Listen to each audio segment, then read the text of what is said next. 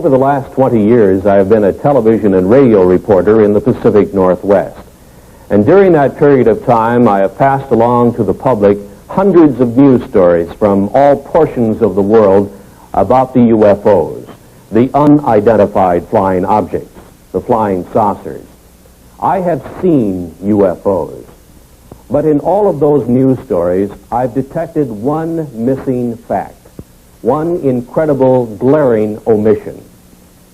Not one world public agency or scientific group has even offered a partial solution to this most amazing mystery of all time.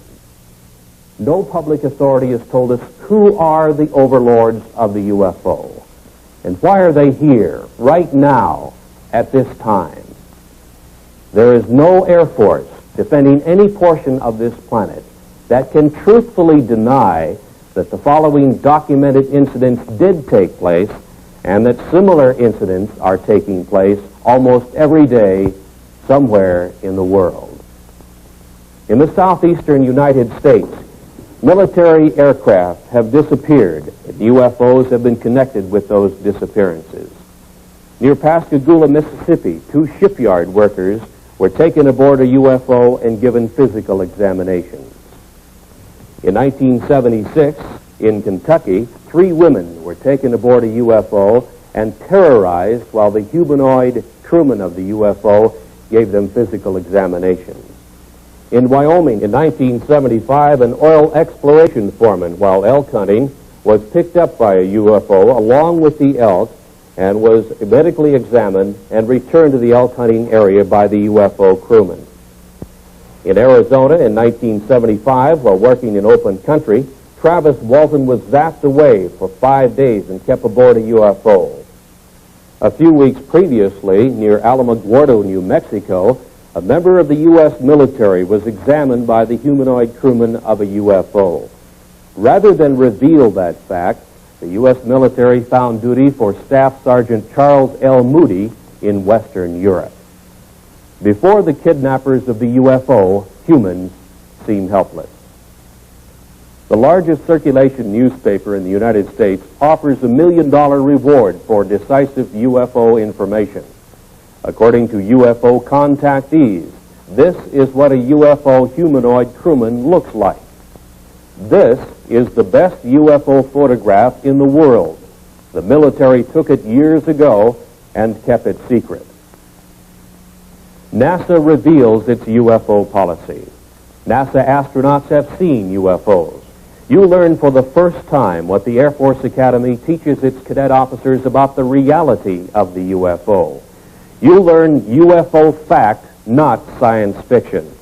In a surprise ending, you'll see the answers to this incredible worldwide UFO mystery. The origin of the alien intelligences who are the overlords of the UFO.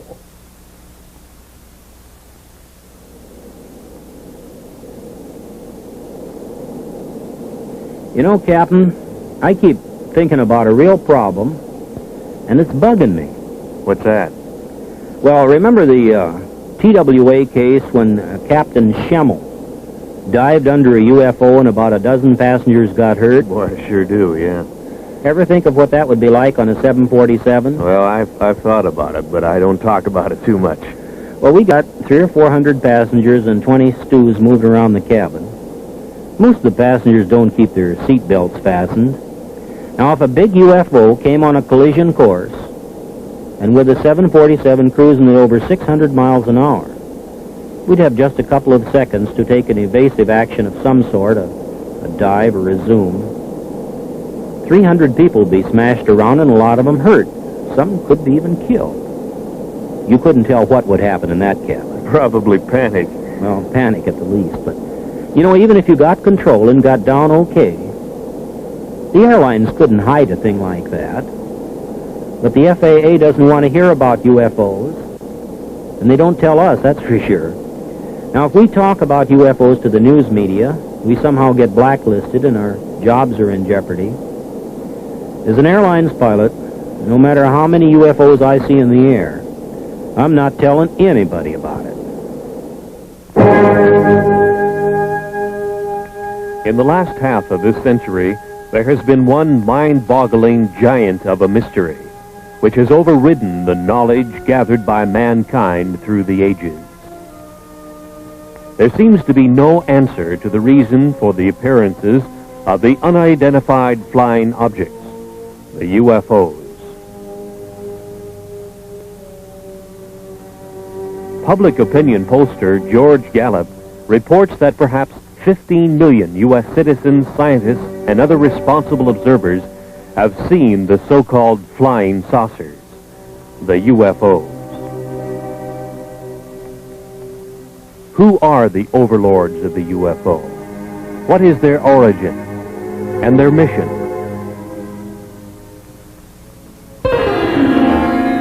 On July 31st, 1952, in the Italian Alps north of Milan, engineer Gianpietro Mangusi took these pictures of the landing of a UFO on the rough ice of the Churchill Glacier.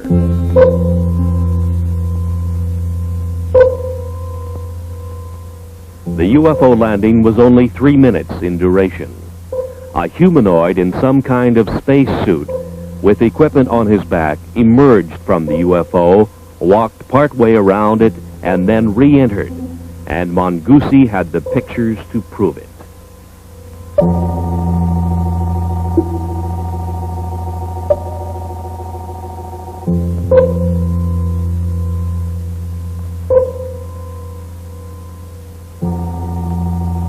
Verification of the origin of these photographs was made for the producers of this motion picture by a Swiss researcher and niece of psychiatrist Dr. Carl Gustav Jung, Miss Lou Zinstag. Since that time, world newspapers have made note of UFO stories in all degrees, from casual mention to news of an all-out UFO invasion. The mental health of UFO observers was questioned. From 1951, another photograph of a UFO from Riverside, California, showing the very significant bell-shaped configuration with 3 spheres projecting from its underside. This is the most familiar type of UFO and has been seen and photographed worldwide by UFO researchers. Who are the alien intelligences behind this type of space travel device? Are the UFOs friend or foe?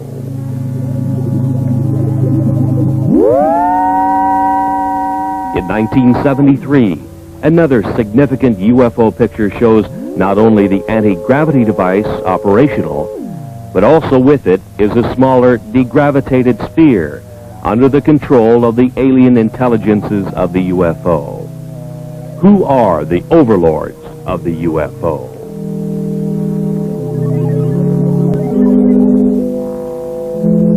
In the Mediterranean, on a Sicilian beach, 2 small UFOs in the act of materialization from another dimension are observed by excited local citizens. Materialization, a concept far beyond the understanding of modern science, but used by the alien intelligences of the UFO. A PhD in biochemistry on the faculty of the University of Oregon in Eugene took this picture of a UFO in the act of materialization from another dimension. 3 times during the shutter snap interval, the UFO appeared and disappeared, and here is the evidence. The scientist, fearful of the scorn of his fellows, kept his name secret. He had no desire to investigate one of the most incredible events of the science of the coming 21st century, to which he had been witness and to which he had photographic evidence.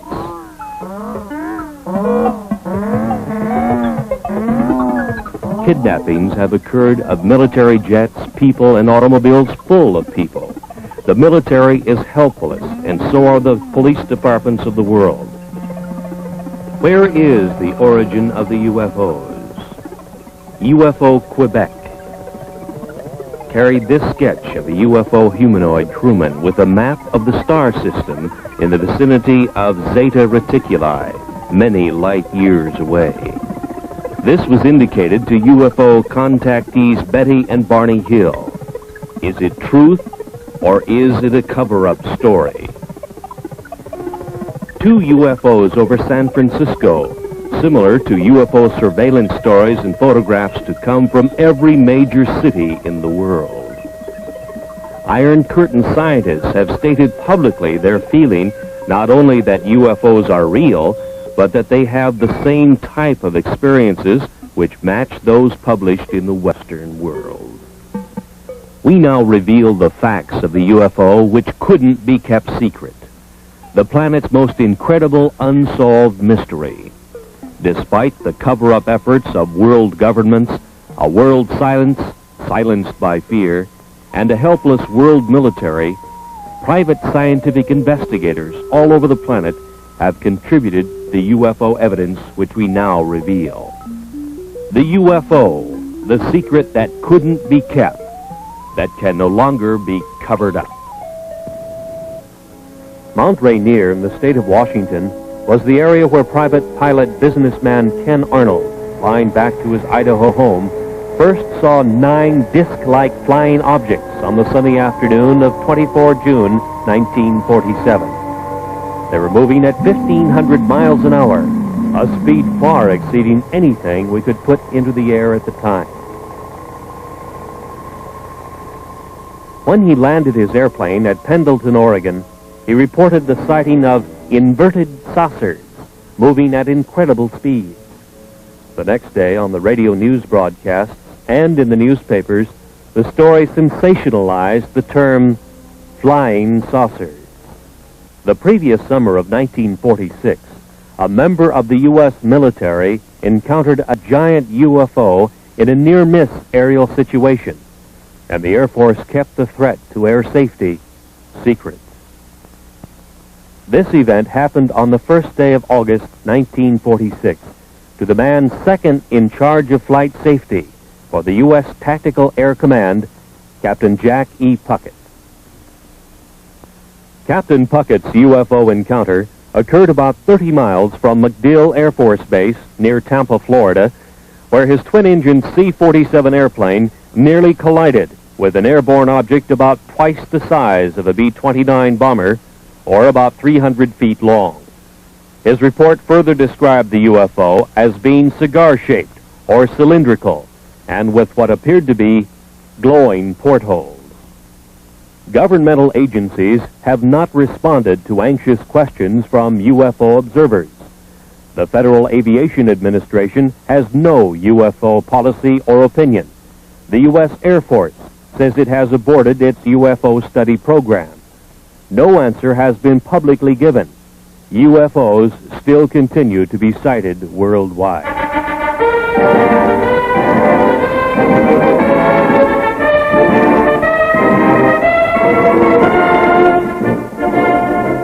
At the U.S. Air Force Academy in Colorado Springs, the cadets in training will become the officers who will police our airspace for the next crucial decade.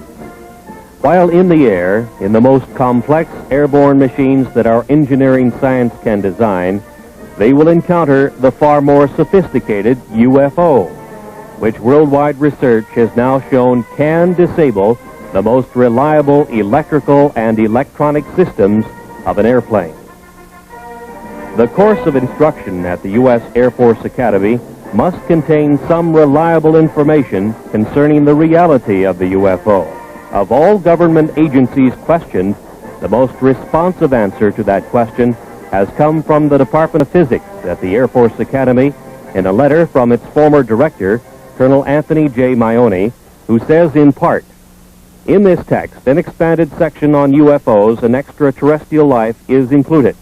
The section attempts to provide a hopefully unbiased summary of UFO information and concludes, the best thing to do is to keep an open and skeptical mind and not take an extreme position on any side of the question." To further expand on the background we hope our graduates will have, we invited and had Dr. Stanton Friedman visit with us last April. During his visit, he presented 2 large audience lectures and 2 seminars, essentially in support of his subject, Flying Saucers Are Real.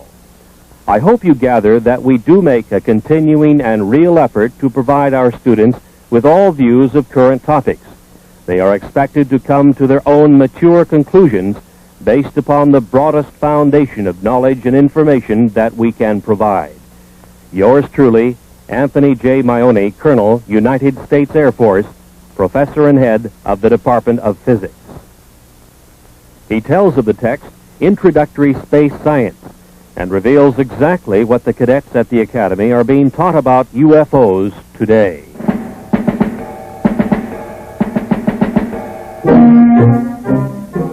These are the men who will have to make crucial decisions while in the air when they encounter the incredible UFO.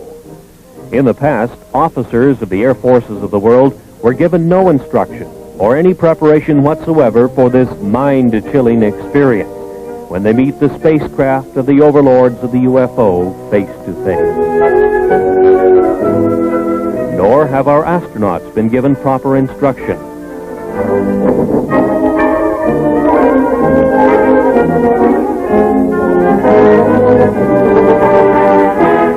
From Introductory Space Science, Volume 2, page 466.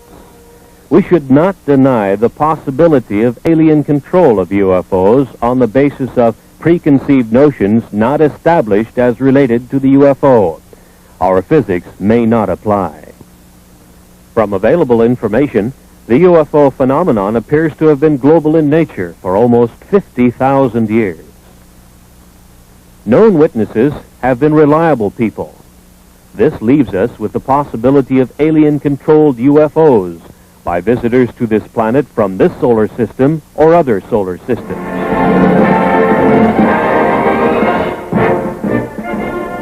The existence of at least 3 or possibly 4 different groups of aliens, possibly at different stages of development, which implies the existence of intelligent life on the planets in our solar system, or a surprisingly strong interest in Earth by members of other solar systems, the Air Force Academy text admonishes its officers in training to keep an open mind on the baffling subject of unidentified flying objects.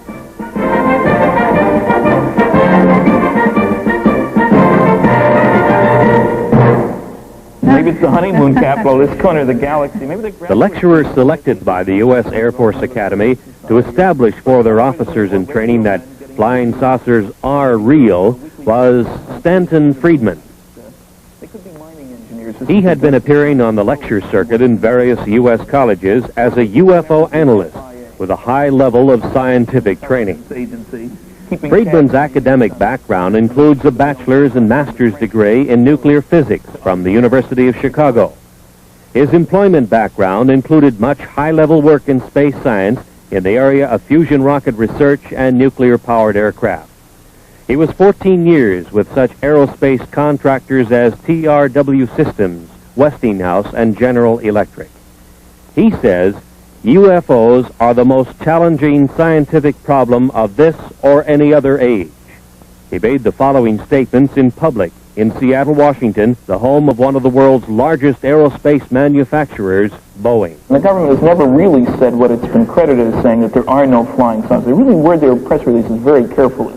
The press takes it that last step. I think every government in the world has 3 major problems along these lines with regard to UFOs. One, they'd like themselves to figure out how it works, because it makes a great weapons delivery system. It makes anything we're flying look pretty naive by comparison. 2, you'd want to make sure that the other guy doesn't figure out how to duplicate their behavior, because then you have a defense problem. If he's got something that flies like these things, we got a problem because we can't handle it. And 3, perhaps most important, a kind of philosophical political problem. As soon as it becomes obvious to the people on the planet and widely accepted that flying saucers are real and from off the Earth, there's going to be a push for a view of man as Earthlings. The people on this planet, instead of I'm an American or Russian or Chinese, I'm an Earthling. There is no government that wants its citizens to owe their primary allegiance to the planet as opposed to the country. Nobody wants to give up their power.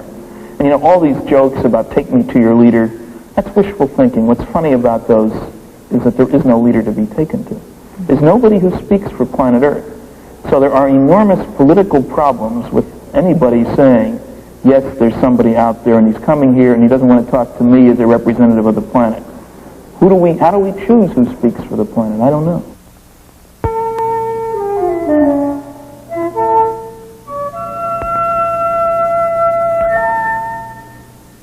Since the 1950s, it has been easy to point to the millions of suns in space and speculate that somewhere out there is the home of the UFO.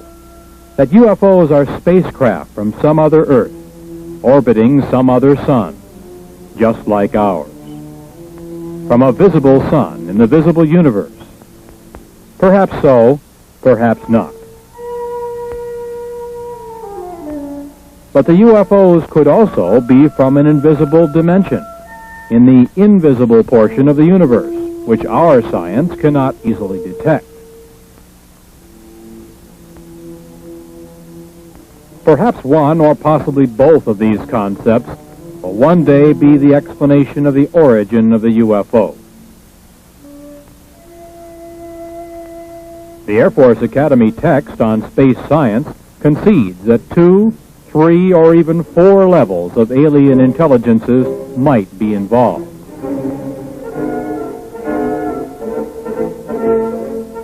NASA at the Johnson Space Flight Center near Houston, Texas, only concerns itself with the visible universe, with aerospace contracts administering the manufacturing of visible metal vehicles, making visibly televised trips in the Earth-Moon area, and with probes within the solar system by unmanned devices.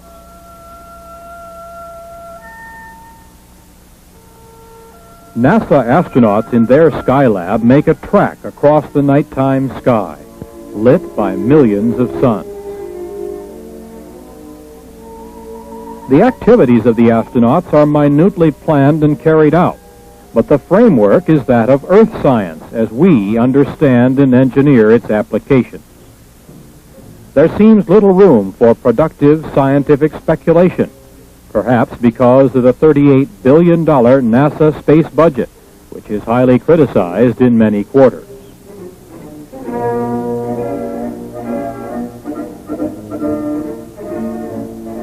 It is difficult to explain why the planners of NASA's space program would refuse to admit the spacecraft capabilities of the alien intelligences who built this device, first seen over the Korean battle area in 1952 and photographed by the U.S. military.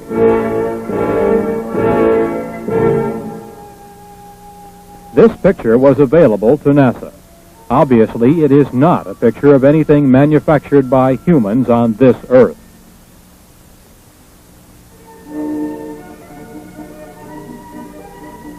It was classified then and now as an unidentified flying object, a UFO. Can we now identify it?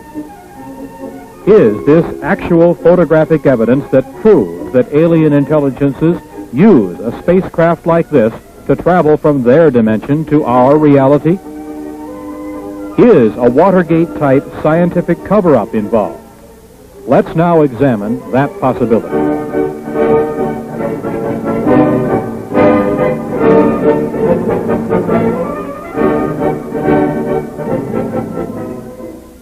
NASA first had warnings of UFOs from the pilots of its own X-15 project. The X-15 is a rocket-powered airplane which is launched high over the desert test area in California. The B-29 bomber is the launch vehicle which takes off, flies to its highest possible altitude, and then launches the little rocket-powered airplane. The test pilot gives it power, and the airplane goes through its maneuvers. Various complex engineering problems are worked out by such testing. And the engineering flight test pilot is one busy man.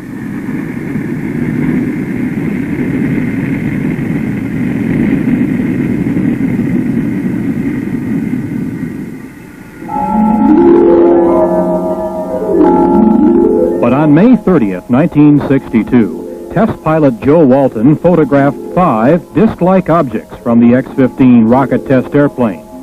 The UFOs were very similar to the disc-like objects seen over Mount Rainier 15 years earlier by Ken Arnold.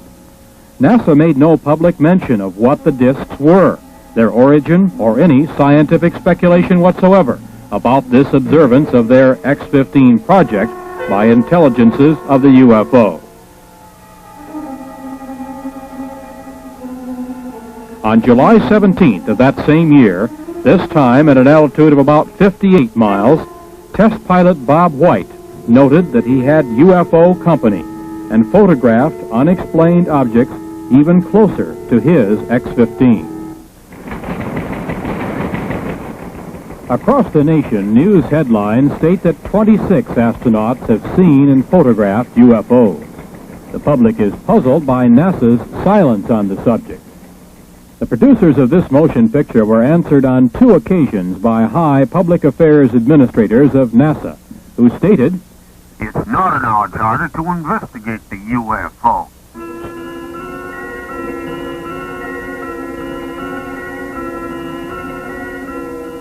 Inside the Skylab in zero gravity, the astronauts go through the day and night with their every minute carefully scheduled. The scientific experiments are in almost every instance planned, not to open new areas of the unknown in cosmic science, but to reinforce the ideas we already hold regarding the reality of the universe.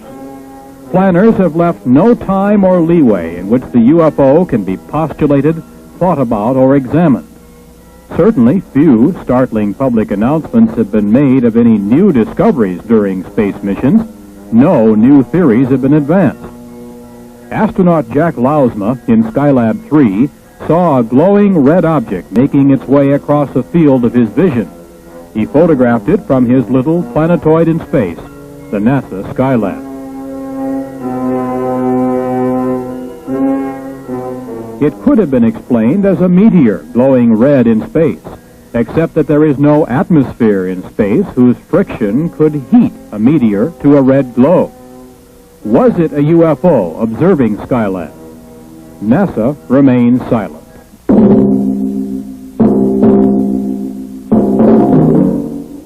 Complex instrument packages such as Explorer 10 vanish in space. Launched on the 25th of March, 1961, it disappeared, although its life expectancy was over 100 years. Perhaps some alien intelligence is examining this complex NASA space device. NORAD cannot find it, and it is not transmitting. It just disappeared.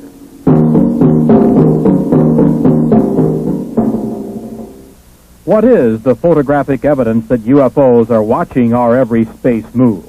Why is it so hard for the project managers of NASA to accept the reality of the UFO? Is there a high-level scientific cover-up? And if so, why? Governments are charged with upholding the law, and no law on Earth is more basic than the law of gravity. No wonder the obvious anti-gravity capability of the UFO makes governments uncomfortable.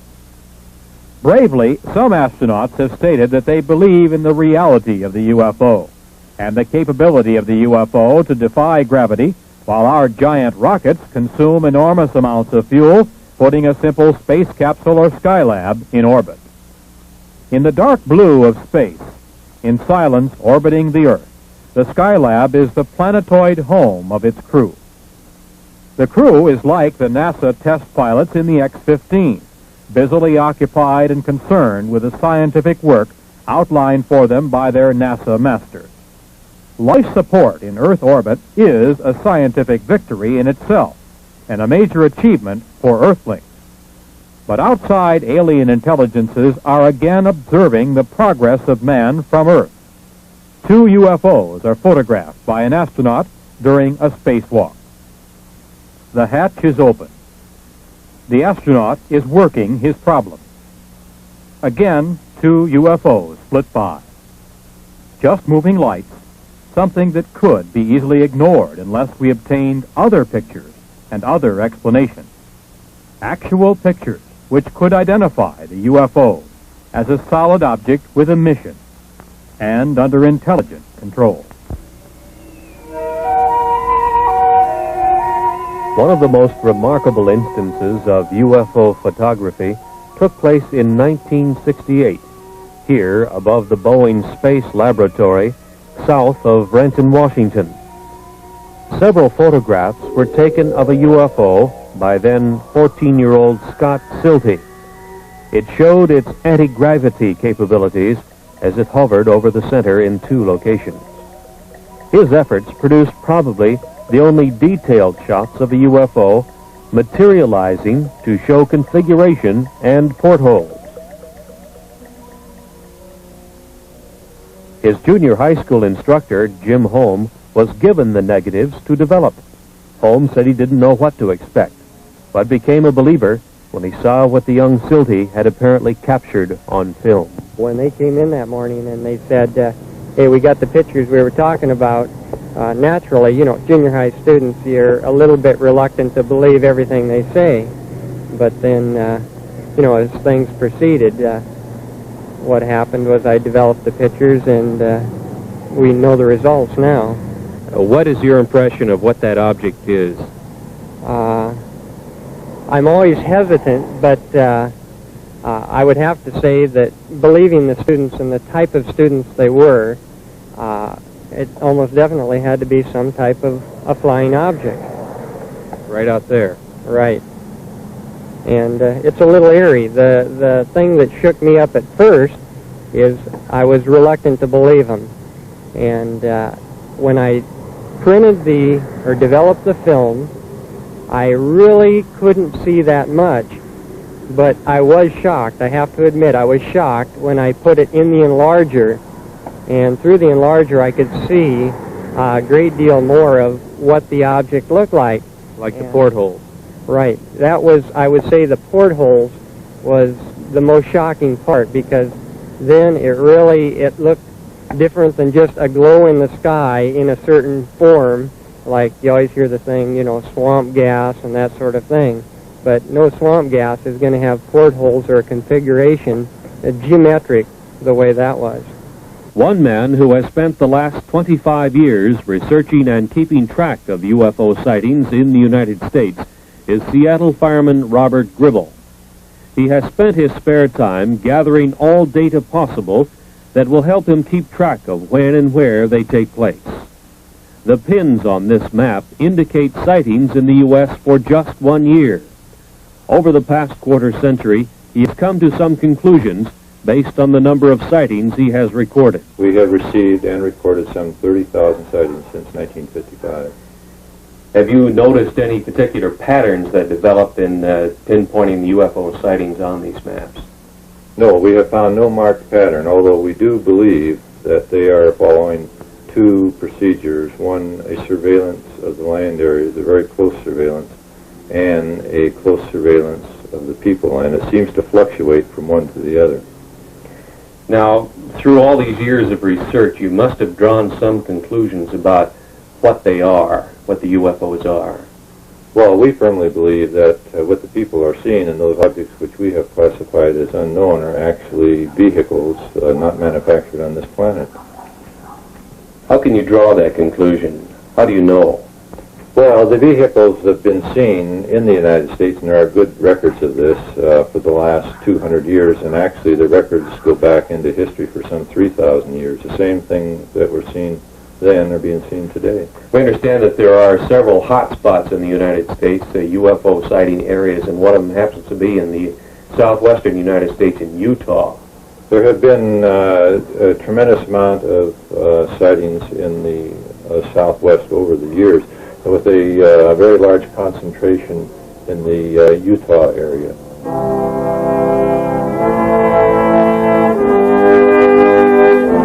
The Canadian UFO Report was one of the initial UFO publications to headline the story of the possibility that much of the early Mormon history tells of a contact with an alien intelligence, the angel Moroni. It opens the possibility that the founder of Mormonism, their prophet Joseph Smith, may have been one of the greatest of UFO contactees. Dr. Frank D. Salisbury, on the faculty of the State University of Utah in Logan, and himself a Mormon, does not doubt that possibility. He has stated publicly that he believes that his UFO study has established the probability that the Earth is being visited by UFOs that seem to be using the isolated area of eastern Utah as an Earth base. In March of 1975, a national tabloid newspaper circulated the following story of a UFO kidnapping. The producers of this motion picture interviewed Carl Higdon, who furnished the artist's conception of the android crewman from the UFO who kidnapped him and took him aboard the UFO to elsewhere. Higdon was given a physical examination in a tower by a huge TV-like eye, rejected, and was returned to the elk hunting area in Wyoming, where he was picked up. While on his 8-hour UFO trip, he encountered a teenage boy, 2 young girls, and a man in his 60s, also guests of the UFO intelligences. Upon his return, he suffered radiation symptoms with itching skin and burning eyes. Area Sheriff Ogburn and his deputy Ed Tierney investigated the incident. So did Dr. Leo Sprinkle of the University of Wyoming, who gives us this professional opinion as to the truth of this verified UFO kidnapping. To whom it may concern, my impression of Carl Higdon is that he's a man of integrity with average education, but a keen sense of curiosity about the world around him. He's an outdoors man and seems to have developed good skills of estimating size and distance. Although the sighting of a single UFO witness often is difficult to evaluate, the indirect evidence supports the tentative conclusion that Carl Higdon is reporting sincerely the events that he experienced. Hopefully, further statements from other persons can be obtained to support the basic statement. Respectfully submitted by R. Leo Sprinkle, Ph.D., the University of Wyoming in Laramie. UFO traffic in the Rocky Mountain area of Utah, Arizona, and New Mexico reached a high level in the November, December, and January period of 1975 and 76, with police departments reporting large cigar-shaped UFOs and other UFO types of spacecraft hovering for days at a time over cities in this area. 5 witnesses working in the open country around Snowflake and Holbrook in northeast Arizona had the most incredible personal UFO experience story to tell and passed lie detector tests in their telling of it before police and psychiatrist witnesses. 22-year-old Travis Walton suddenly disappeared one morning as the group was working in the open country. Dwayne Smith, Kenneth Peterson, Alan Dalis, Mike Rogers, and John Golette were involved in the significant UFO kidnapping incident in which a greenish blue light originating from a UFO overhead zapped Travis Walton into an invisible dimension from which he returned 5 days later. His brother tells of the incident. He spent 5 days on a UFO, he thinks. Now, there is some small time loss in there. But for all intent and purposes, he spent 5 days on there. He did come in contact with some beings that are human-like, but they weren't human. And he had quite an experience. He said he doesn't remember anything about a blue light in the first encounter last Wednesday. The blue light that they saw, he said, at that instant, he felt like he got hit in the forehead with a baseball bat, and it knocked him out. And he woke up. He was aboard one of the craft. And they never spoke to him. They led him around by the hand. They wouldn't talk to him. They showed him this and that. And when they let him off, he woke up. Did he say they were friendly creatures?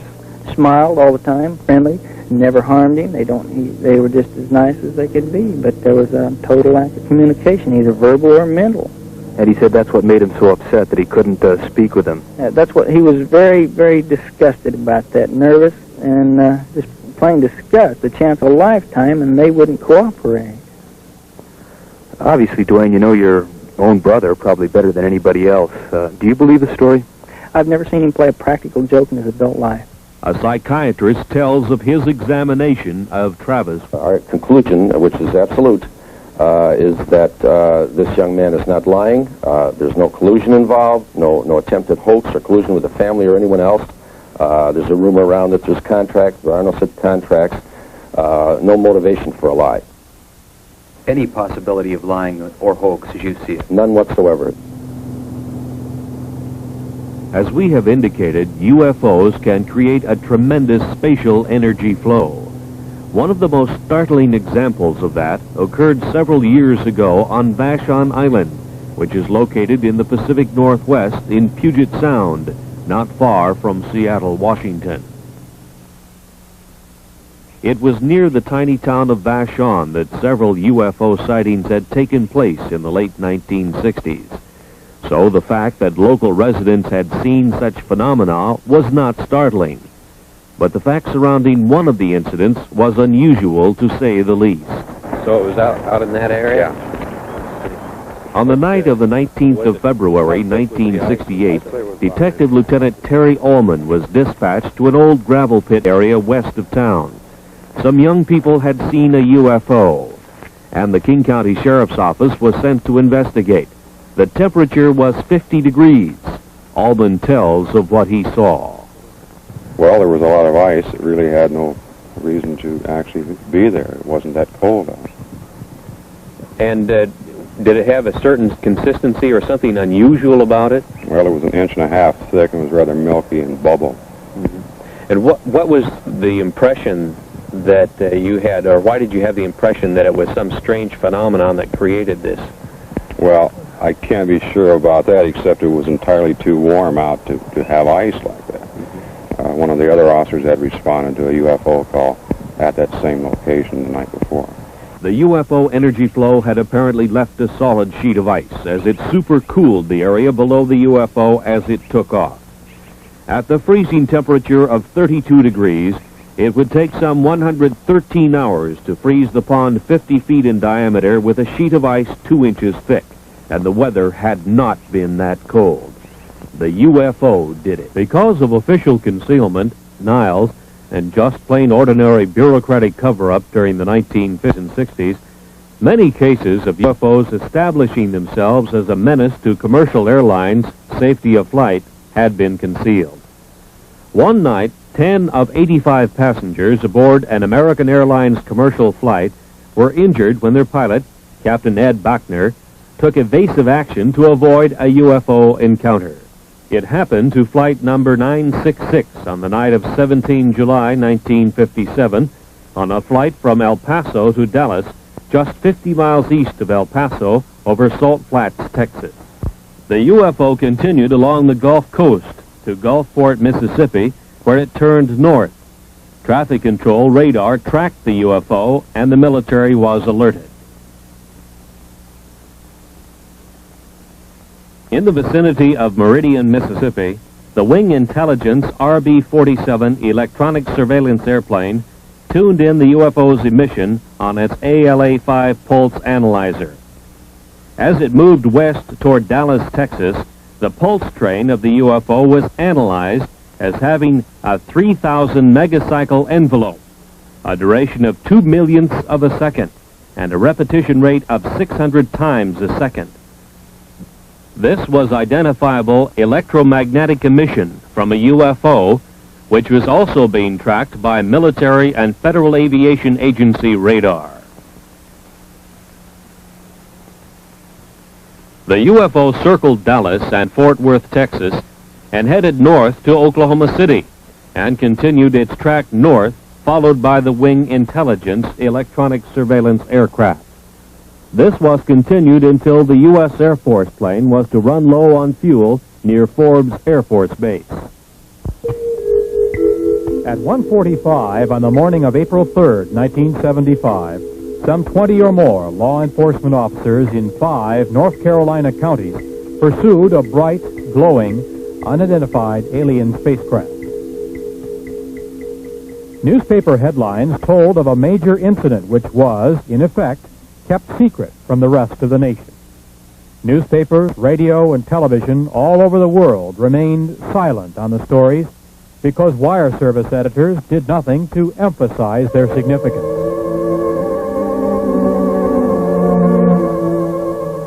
From police descriptions, the artist has been able to draw the lighted V-shaped UFO which appeared.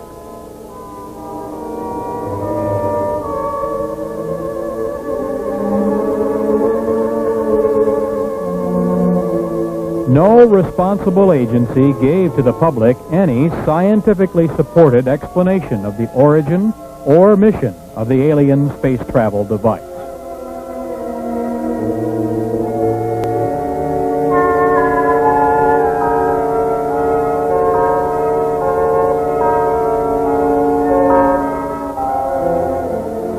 The story was much the same 2.5 years earlier in Pascagoula, Mississippi.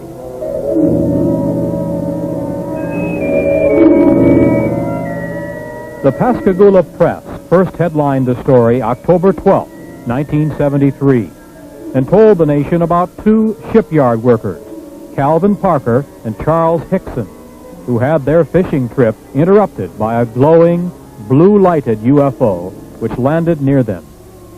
Two humanoids took them aboard for a physical examination, placing them under a large TV-like eye.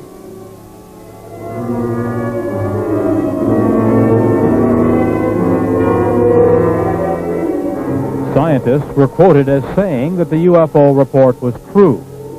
NASA was supposed to probe, but didn't. Federal agencies were asked to investigate, but didn't.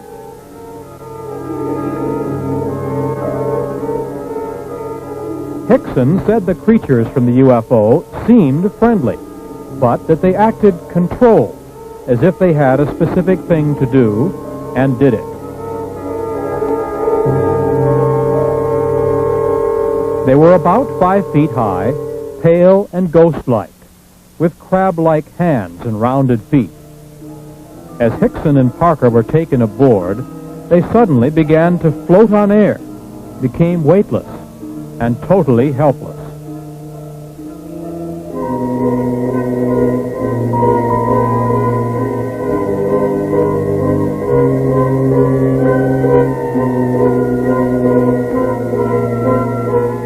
In the Gulf South, from Louisiana to Florida, hundreds of reports to police and sightings by police officers told of UFO activity that same night.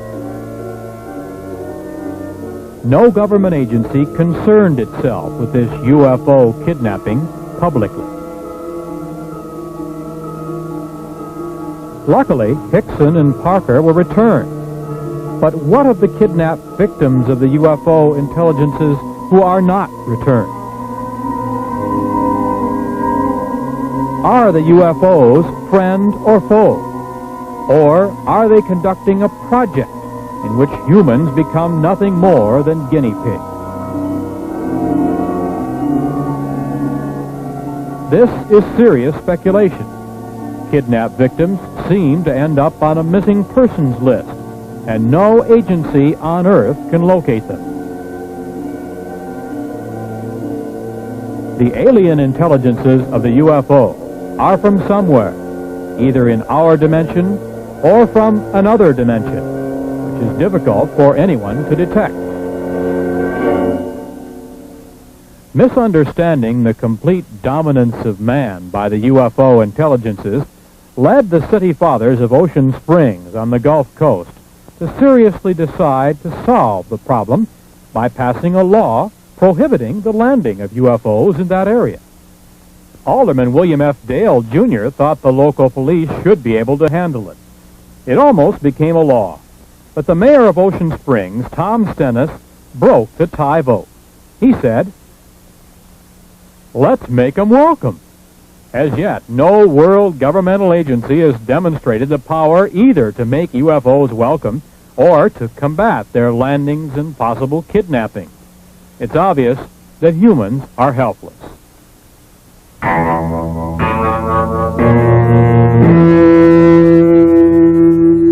Since 1966, the very competent scientific analysts of the British publication The Flying Saucer Review have been assembling all available information about alien intelligences who have made repeated UFO landings in the high Pyrenees Mountains between France and Spain. So have the defense authorities of both nations.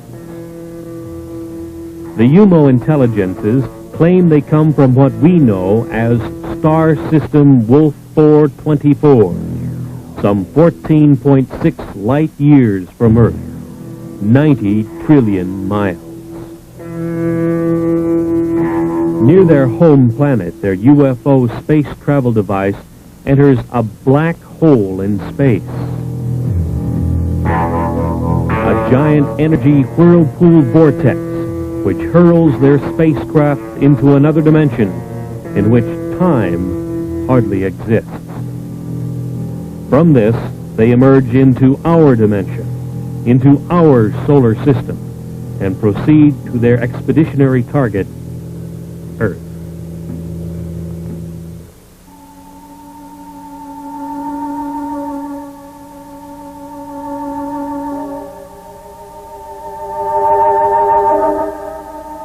Later, the UFOs were to tell the European investigators that the universe was at least a 10-dimension unity.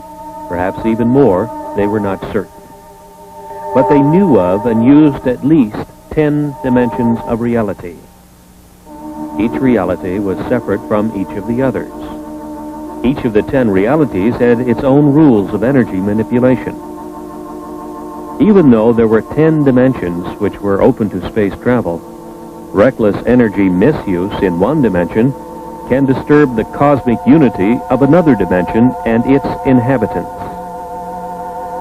Telepathy is used to receive knowledge during space travel. The mind, said the UFOs in the quiet areas of space, is especially open to pure cosmic knowledge received by telepathy. Any mentality can receive and benefit from knowledge received by telepathy. The more telepathic ability is exercised, the more valuable it becomes, the UFOs learned, as they learned many of the high scientific secrets of the solar systems they traveled through in their space exploration projects. Target Earth was to be another of their cosmic projects. The UFOs first learned of the planet Earth, with inhabitants of some intelligence, in the Earth year 1950. They landed and left 8 of their males and females in the area which had high mountains between France and Spain. Since that time, they have studied the new planet and the method of mental understanding used by its inhabitants. They found Earth science could not account for cosmic beings like themselves. They have carefully made themselves known to certain people of France and Spain, about 30 in all. They have tried to understand the limitations which exist in the mind of man. They find human knowledge inadequate and much inferior to the cosmic understanding, which permits space voyages between the UFO position in the universe and the Earth.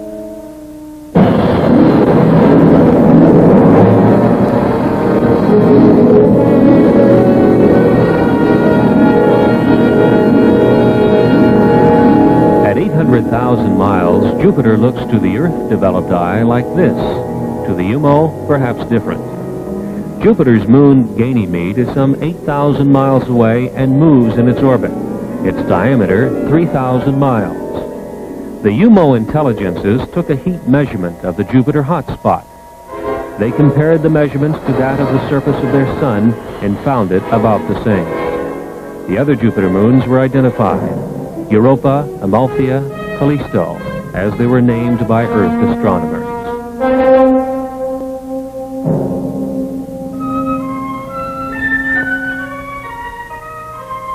The spacecraft continued to the next solar system checkpoint, also at the same time slowing its rate of travel.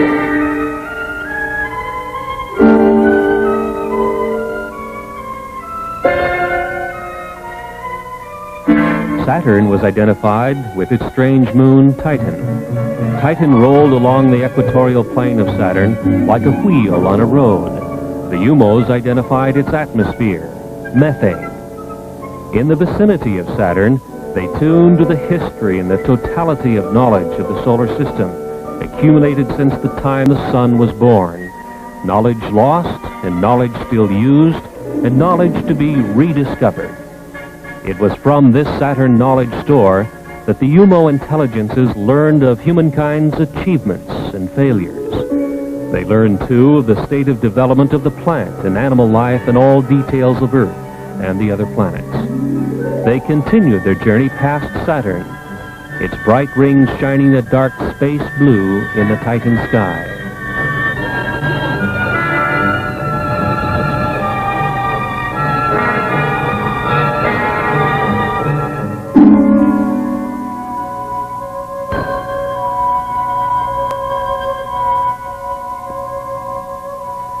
The cosmic voyage continued to Mars.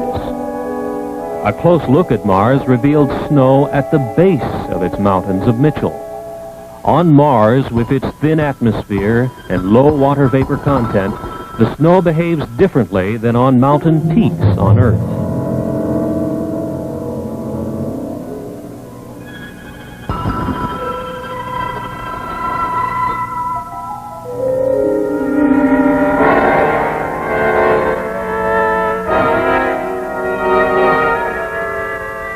Leaving Mars, they passed scarcely 100 miles from Phobos, one of its 2 moons. 4,000 miles above the red storm-swept planet, Phobos is a dark clump, only 16 miles in length.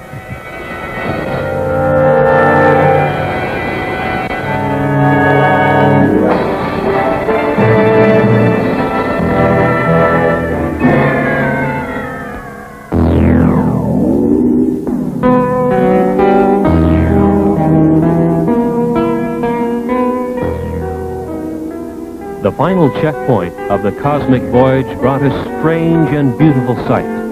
Their project destination, Earth, was eclipsing its own sun, and they passed over the Earth's moon just beneath. They had come nearly 90 trillion miles, 14.6 light years. Elapsed Earth time, just about 7 months.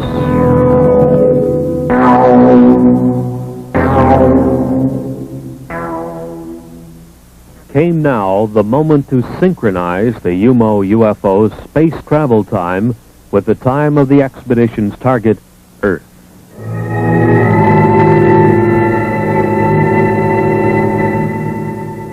By telepathic means, the UMO alien intelligences claim to have notified some 20 selected Earth people of various responsible backgrounds to expect the UFO. These people lived in Spain.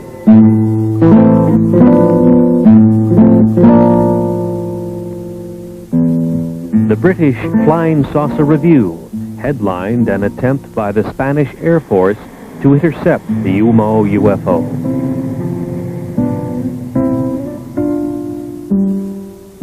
An Andorra radio station employee also noticed the UFO as it neared its destination in the Pyrenees Mountains between France and Spain. The UMO spacecraft, after its cosmic voyage, became visible over the Pyrenees Mountains, and the IH superimposed marking, unlike any alphabetical symbol on Earth, was photographed. The first pictures taken were from the ground near the outskirts of Madrid on February 6, 1966, and again on the 10th of June, 1967. They are known as the San Jose de Valderas photographs, which were published nationally in Spain after thorough investigation by the national magazine Horizonte. During the years since 1966, much of the UMO information has been investigated by competent people of England, France, and Spain. And to this date, such evidence as these UFO photographs appears to be factual. Dr. Claude Poer, Director of Scientific Programs in the French Center for Spatial Studies, stated publicly that a 2-year investigation resulted in staggering confirmation of statements made by the non-earthly intelligences. The French Minister of Defense, Jean-Claude Boré, in a nationwide radio broadcast, confirmed that the national police in France had a great number of statements on file from reliable witnesses who had reported over the last few years UFO appearances. He said he believed the reports tell of scientifically interesting events and that the top scientists of France were making a continuing study of reported UFO sightings.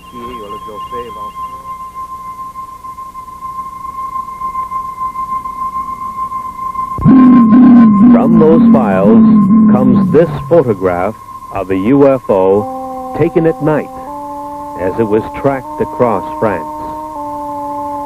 This is known as the Valençol UFO. The device is emitting brilliantly colored radiation, and seems solid.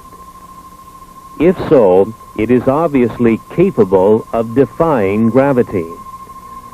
The French defense minister says that this type of appearance is being studied seriously by French science. Not so in the United States, where even the anti-gravity capability of the UFO is being ignored by official science.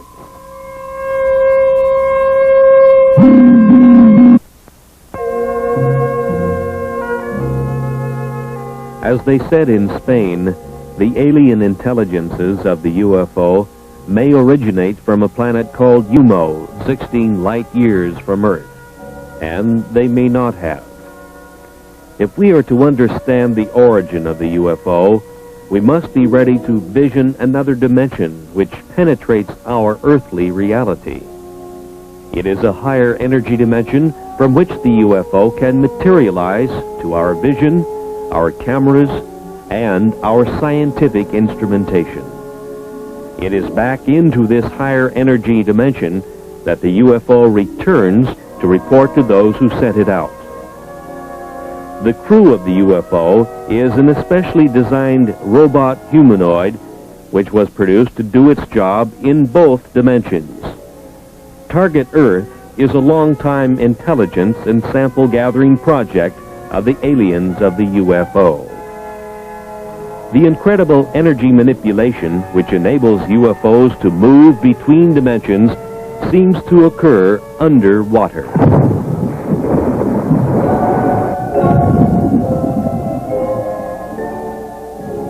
The Puerto Rican Deep, which extends 30,000 feet under the sea, is one such area. Seawater covers 2/3 of the surface of the Earth, and in that water lives one of the Earth's most intelligent and environmentally adjusted creatures, the dolphin. The dolphin's brain is substantially more complex and in some ways superior to the brain of man. The dolphin's telepathic ability is highly developed, and with it he excels at communication with other dolphins. Today, the Canadian-edited UFO report and other such publications are the only other mediums which have carried stories which have filled the Venezuelan newspapers and tell of UFOs which emerge from under the sea off Puerto Rico and continue to the U.S., South America, and Europe. Undersea disturbances of a major nature have occurred in this area for many years.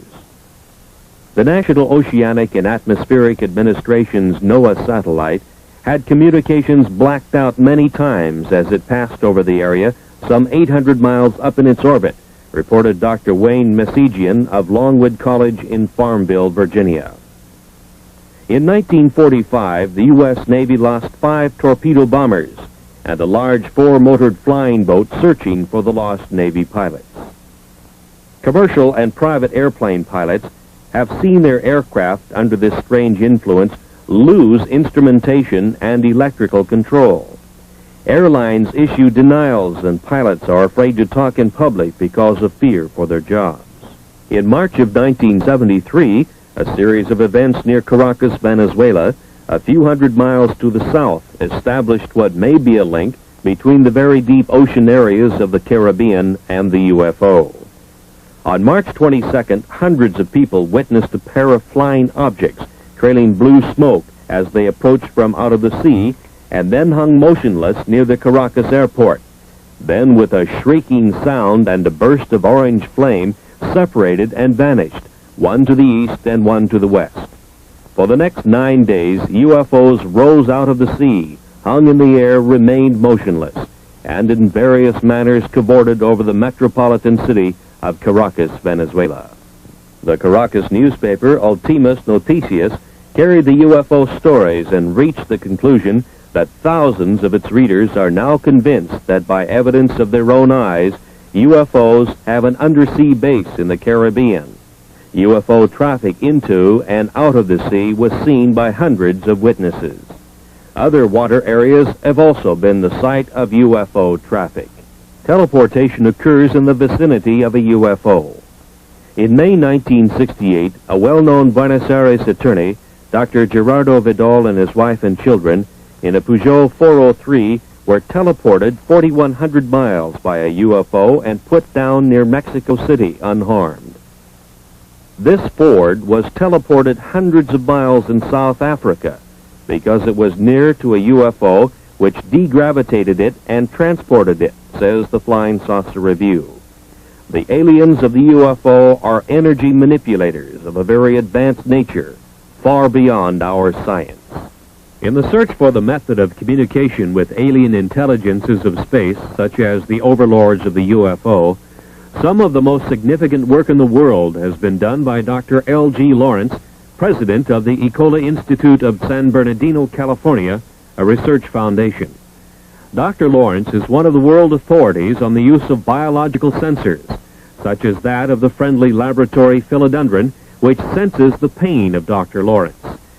As he purposely burns his thumb on his hot pipe bowl, the biological sensor, the plant, reacts with a squiggle of recognition of Dr. Lawrence's pain on the laboratory instrumentation. This is known as the Baxter effect. Dr. Lawrence developed his 3-ton stellatron for sensing biological messages which might be running free in the universe. He sets it up in remote areas, and it is shielded from all electromagnetic radiation, such as all radio and TV radiation, for instance. It can be influenced only by the etheric or bioplasmic pulses that influence plant and animal life. On October 29, 1971, and again in April 1972, on the Mojave Desert in California, intelligent communication from the direction of Ursa Major was received.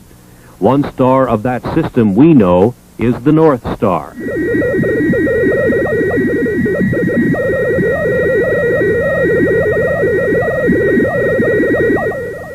The intelligent character of the overall pulse train is implied by the discrete spacing patterns and the repetition of recognizable patterns. Again, for the first time in public, you now hear the modulated signals, a message as yet undeciphered, which originate in outer space. This has been brought to you by special permission of Dr. Lawrence, and it is a scientific first.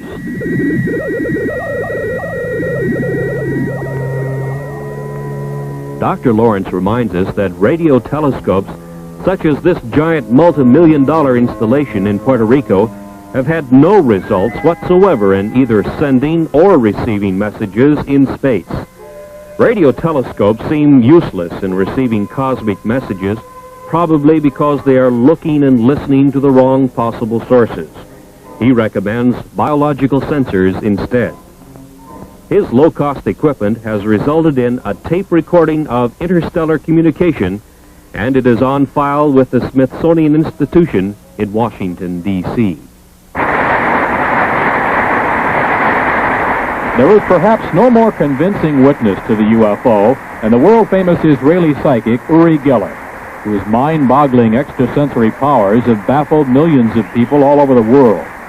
Geller believes that his powers are not unique to him, but are instead proof that energies exist in many different ways than those now known to science. Later, we will see Geller demonstrate his bioenergy powers before a live audience. Geller leaves little doubt about his feelings on the subject of UFOs. Let me tell you, I've never seen an extraterrestrial being in my life. I wish I will, and I know I will one day. You know, maybe they're even around us, and we don't even know. Maybe they look like people. But I have seen UFOs. But other people, I'm sure if I'll ask who saw UFO here, some of you will raise your hands up because they exist. I shot pictures. As a matter of fact, I had a fight with my publisher because I wanted to publish the picture of the UFOs that I took in the book, and he said no because it cannot be, it will be against your credibility. And I did it in the end because I'm not going to back away from the truth. I once seen, 1 minute. I once drove in the Sinai Desert. Do we have another minute? Yeah, go ahead. I once drove in the Sinai Desert, and believe me, with a high colonel and his driver, me and a doctor. And suddenly, in mid-air, in Sinai Desert, it's clear, it was 5 o'clock in the afternoon, we saw this huge object that looked like a cigar shape hanging in mid-air. And let me tell you, it was as big as 3 New York blocks, and it was dark. It didn't look like a flying saucer, it looked like a cigar shape. And I was shocked. And immediately, I get goosebumps when I talk about it. I told the driver, please, look what, and the colonel, and you know what? They didn't see it. And they said, what are you looking at? I said, my God, can't you see that thing in the sky? They couldn't see it. So I think sometimes, what is really going on?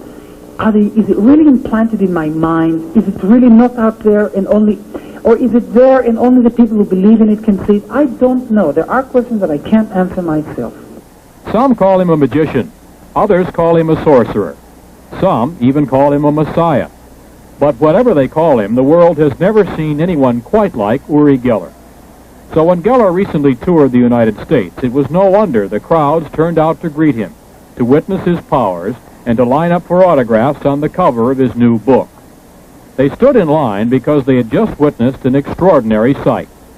Hundreds brought with them broken watches and clocks, many of which hadn't run for years. Then they sat back and watched the bioenergy of Uri Geller go to work. You can see that the second hand, can the camera show the second hand? That'd be a tough shot, I think. I don't know how to show it, that it's not working, but tell me to... Well, whatever, it's not digging. He is working with. He's got a whole huge handful. How many there? Maybe 10. I don't know. Let's go. This is what I want you all to do now, and I know it looks silly. I'm going to shout 1, 2, 3, and all of us are going to shout work. I mean, we're really loud and really talk to these watches because that's the way it works. 1, 2, 3, work! Listen a little louder. It's your watches, you know. We may have blown out the transmitter, I think. One more time. 1, 2, 3, work! Hold it for me for a second. Okay. Now what I do is I sort of finally put an energy into it, and I say work, and I just talk to these watches. His left hand over and I'm sure most of them will. And just clenching his fist. He's clenching his fist over and over, just above the watches. It's working. This is working. It is. Okay, here's a watch that's working. Another one is working. Hand them to me and I'll try and identify the watch. It's a very ornate. This is also working. Jewelry, bracelet watch is working. The second hand is sweeping along on this. It's working. It's working. Here's another one. Working. This is a Timex. Here's a Seiko watch. Goodbye. Now wait a minute. Then, while hundreds watched and thousands more listened on radio station KVI, the city of Seattle witnessed the power of biological energy in an even more convincing form. This is what I want you to do. I'm holding these keys in my hand very, very gently. And what I want you to do, Ken, is put your hands on these keys, cover them, and cover these ones. No, not very, very gently like that, and the other one. Now, this is what I do. The little boy that's helping Uri has his hands covering the keys that are in the palms of Uri's hands. And by the way, these keys are not mine. And I'm concentrating now, and I want something to happen. Can if you feel anything in any hand, tell me. If you feel any tingling sensation or heat or... Where do you feel it? The keys are in Uri's hands. The little boy is holding his hands over the keys, but... All right, now start concentrating, Ken. What you will have to do is you have to say, Ben, I hope you have enough feeling there because I don't know how long this will take. Uri's hands are flat. His thumbs are up in the air where everybody can see them. Something is happening here. And he thinks something is happening. He has now discarded the keys in his left hand. The boy still is covering the keys in Uri's right hand. Uri, incidentally, is left-handed. Now lift your hand, Ken. Lift your hand. Do you see any keys bending? I see one. Oh, yes, this is bending. One key is Wait a minute, I have to show this to the TV. Yeah, this key is going. Yeah, wait a minute. Yes, definitely. It's a big, thick brass Schlag or Schlager type of key. I don't know what this key is. Just like the one he bent last night for us. You see what I'm doing is I'm stroking it very, very gently. And yeah, it's curling up more. I don't know you see how that, well Ken? you can see it. It's really happening, It's bending even more. Yeah, this will curl up a little more here. You see, I'm putting an energy into it. Can you see this from the... It's incredible. There's absolutely no heat. Ken, touch the key, and you'll see the touch it under, or under where it's bending. Do you feel any heat? There's absolutely no... You do feel it. But there's really no heat. It's, you touch it. I mean, you can see there's really heat or not. No, it's No, just the body it's the warmth. body warmth that you're but it's feeling. continuing to bend. Just going to show it to the camera. Can you see that? Oh, look! There goes another one. The key that he has bent is fastened to a key cluster, I think and another one another is key is here. beginning to bend on the cluster fastened Yeah, below this is it. going also now. But let me just show it to everybody because the TV camera is so... To back up the biological energy demonstration, Geller called on others in the audience to check for keys which may also have responded to the presence of Geller's energy. The Seattle Post-Intelligencer told the story of hundreds of radio listeners whose keys mysteriously began bending right in their pockets. In the audience, there were others who found themselves a terminal for the newly demonstrated source of power. Keys in the audience belonging to people here were bending.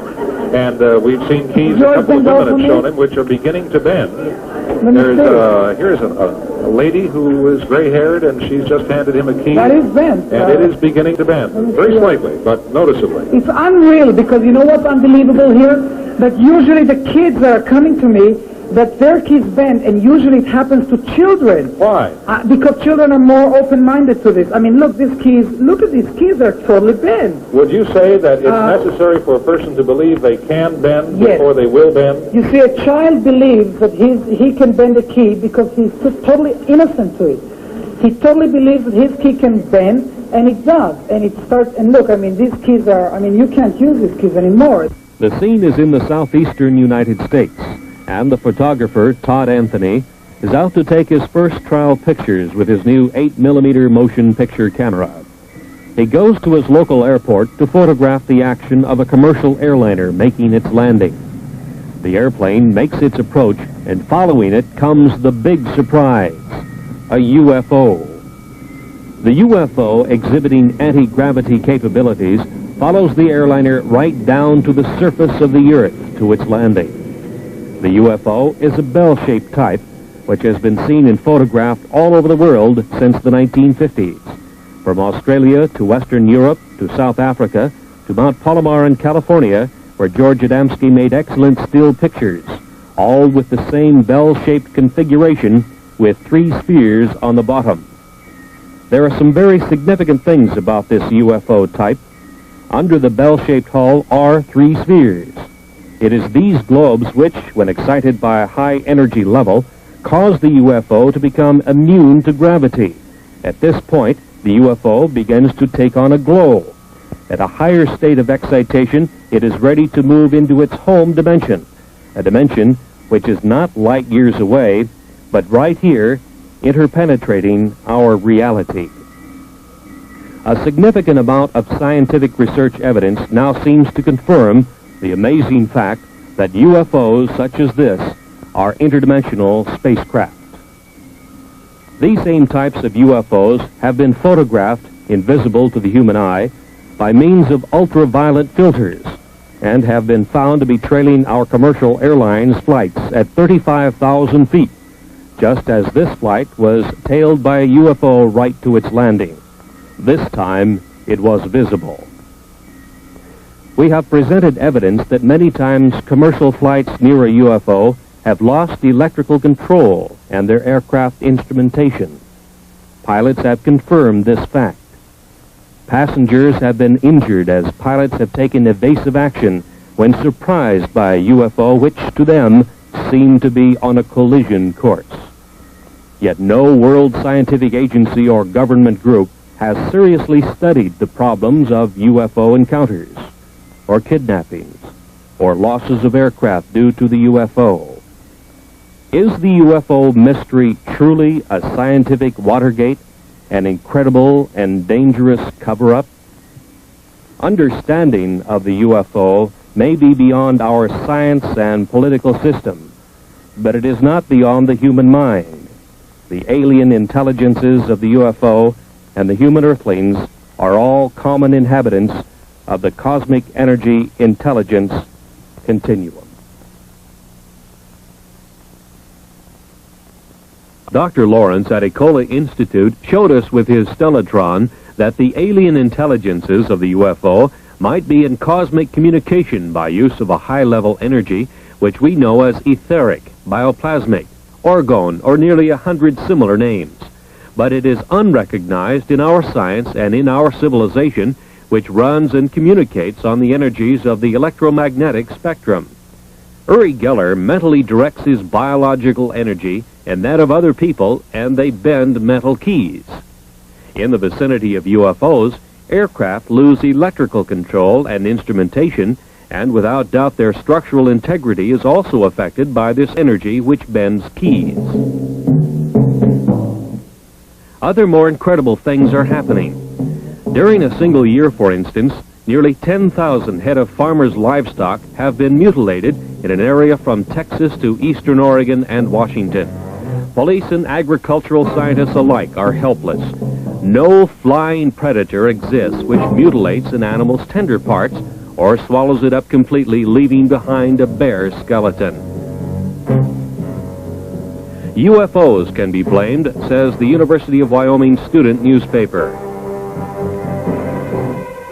There is now striking evidence that the cause is not a configurated UFO spacecraft, but what is mistaken for a UFO is something just as new to science.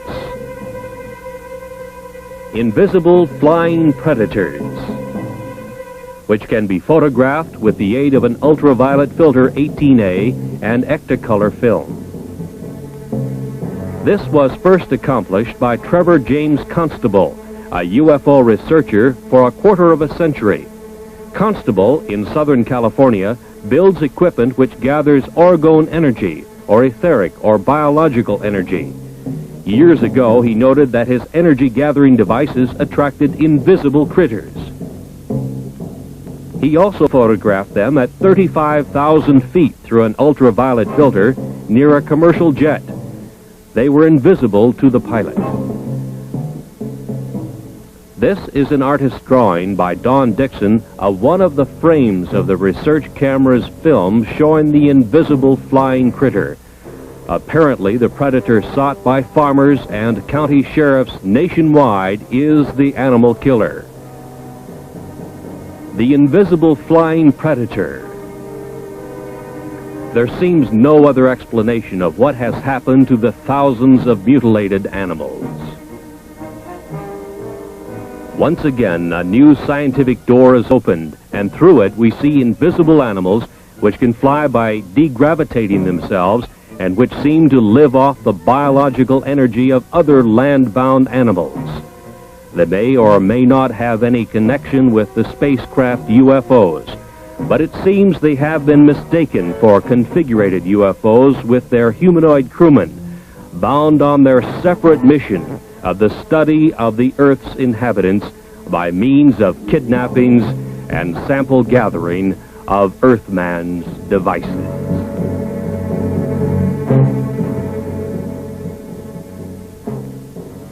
In the U.S., it is at Federal Aviation Administration flight centers that air traffic controllers are trained to handle the routing of aircraft in the nation's air lanes, so as to keep constant eyes on the safety of flight procedures. But what about the UFO? What about near misses where UFOs and passenger airplanes were involved? These near misses have occurred, and when the pilot takes evasive action, passengers have been injured. This we know to be fact. UFOs are conveniently ignored by all. This is the FAA interpretation. Air traffic controllers are just that, not UFO traffic controllers. UFOs are ignored in the FAA procedures, even though it can now be proven that not only have near misses occurred, but that aircraft have been lost in the powerful energy fields of the UFO. The UFO problem has not as yet been permitted to be properly studied. Truly, is this expensive and complex world air traffic control system really adequate? The evidence now indicates that not only the military, but also the civil bureaus of world governments have been engaged in an incredible and deep cover-up of the real menace of the stepped-up UFO invasion of their target, Earth. The police departments of the world are helpless before the kidnappers of the UFO. This, too, we now know to be fact. How is this nonfeasance possible? This is Joe Harrell. He runs the Flight Control Center near Seattle, Washington. His job is to run it and train air traffic controllers.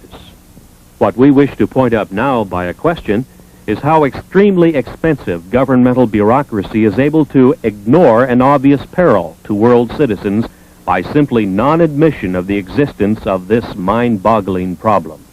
To my knowledge, UFOs are not included in any of the training programs. We would, of course, provide instructions to our supervisors on how to handle reports of UFOs, but it is not included in the training of a controller. So I suppose the only way in which it would be included would be in I assume you admonish these people to be aware of any unusual circumstance. That's right, and make the pilots aware of what they're aware of, and to this extent it would be included. But as for specific procedures, no. After $60-odd billion spent for manned spaceflight by NASA, it has been determined that man is truly confined to this Earth. The incredible secret concealed from the tax-paying public by both NASA and its congressional masters is that man cannot participate in long space expeditions. NASA has scientifically verified and kept very quiet the fact that the unstoppable cosmic rays to which every astronaut has been exposed destroys brain cells at the rate of 1% every 4 months. Since the neurons of the adult human brain do not reproduce, a space expedition represents irreparable brain damage and would reduce the crew to idiots in even the 8 years it would take to go to the nearest sun and return. NASA claims that the 13% loss of neurons would equal the brain damage sustained by an alcoholic, but NASA does not allow for increased intensity of cosmic ray bombardment as the astronaut moves in space. NASA must now admit that man cannot travel far in space because of significant brain damage which he will undergo. The main building of a graduate university of advanced study in Switzerland near Basel is Das Goetheanum, acclaimed by architectural students and professional architects as being a space shape of striking originality. Das Goetheanum was founded in the early 1900s by Dr. Rudolf Steiner, whose philosophy of science deals with the influence of alien cosmic intelligences on the human mind. Dr. Steiner was a highly trained scientist and clairvoyant who could see to a higher etheric energy dimension.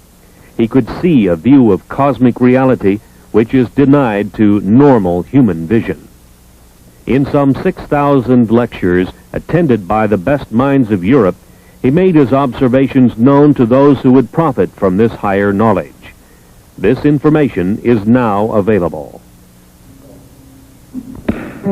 Knowledge, the key to the secrets of the universe. Man's pursuit of the mystery surrounding the UFO and the Etherians continues. And although many books have been written about the subject, the best available information is speculation. So what we have offered you is the best available speculation.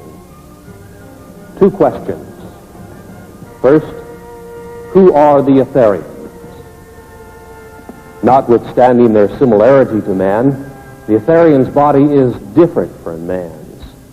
They live in their own dimension, so we see only their servants, the humanoids.